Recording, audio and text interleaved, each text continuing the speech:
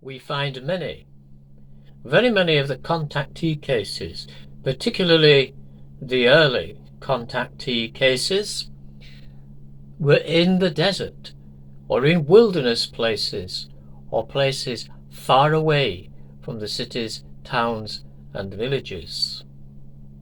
And this reminds me of what the Lord Jesus said when he said, if they say to you, he is in the desert, meaning the Christ or the Messiah, believe it not, or he is in the secret place or the secret chamber, believe it not. Then we are given to understand by the Lord Jesus Christ that demons, when they go out of a man, they go into the wilderness and they're seeking rest, but they cannot find it. How strange it is then that a lot of these aliens appear in desert places and in wilderness places. For surely this is exactly what Jesus said, that in those wilderness places, those desert places, there are many wicked spiritual beings wandering around looking for somewhere to rest.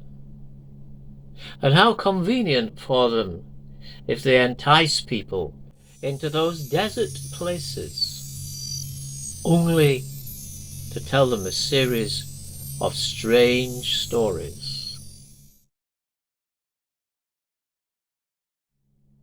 Now we come to something called the Book of Enoch,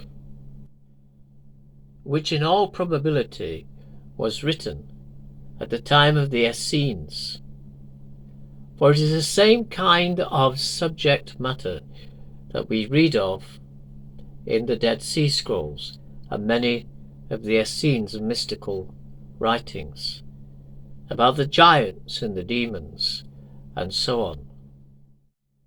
And so we see this is not a reliable document, because there is no proof that it was actually written, transcribed, or even a transcription of any writings of Enoch whatsoever. For we know in those days we do not find much proof that there was writing.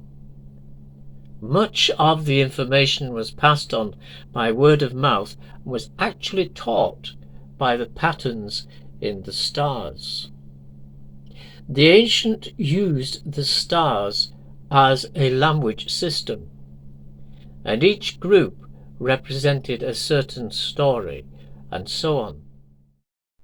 Now we come to New Age teachings. It seems very strange that some of the earlier occupants of the flying saucers and the unidentified flying objects were bringing philosophies which were very New Agey, or which have now permeated the New Age movement. For example, vegetarianism. In the 50s and 60s, the occupants of the spacecraft, if you can call them spacecraft, or the unidentified flying objects, were bringing philosophies and bringing arguments concerning nuclear weapons, that they were very interested in what was going on, because they said that it would affect their existence as well as ours if there was a nuclear war. And then it seemed to change after that, and it came into other kinds of philosophies, even the New Age philosophies. And so we see these aliens or these spirit beings bringing these philosophies about New Age living and vegetarianism and meditation and so on, till eventually, guess where it led? Into spiritualism, into occultism, into a spiritual dimension to the UFO scene. Now, it's also been well documented that where there has been poltergeist activity, there's also been UFO activity to follow, or in or around that area. For example, spontaneous combustion of fires in buildings and so on, levitation of objects in buildings, which are also connected with hauntings So now we have come the full cycle.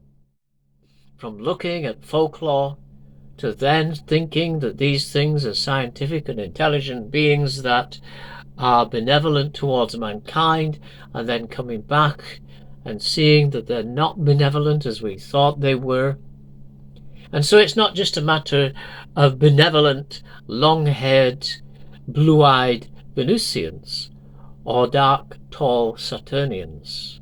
Now we have these little grey men doing experiments on people who believe they've been taken up into some kind of flying object from another solar system, or indeed from another galaxy. And this is a word of warning to show where all this is now heading. Could it be that some of the beliefs and philosophies that are now pervading society, that it's better to be a vegetarian than to eat meat, even including the whole of this idea of deep green, even perhaps including the idea of global warming, has this come from spirits, from fallen angels, bringing these philosophies to mankind? There's a whole range and gamut of books available, but you can see that in the earlier days, aliens were alleged to have brought all these esoteric teachings to mankind.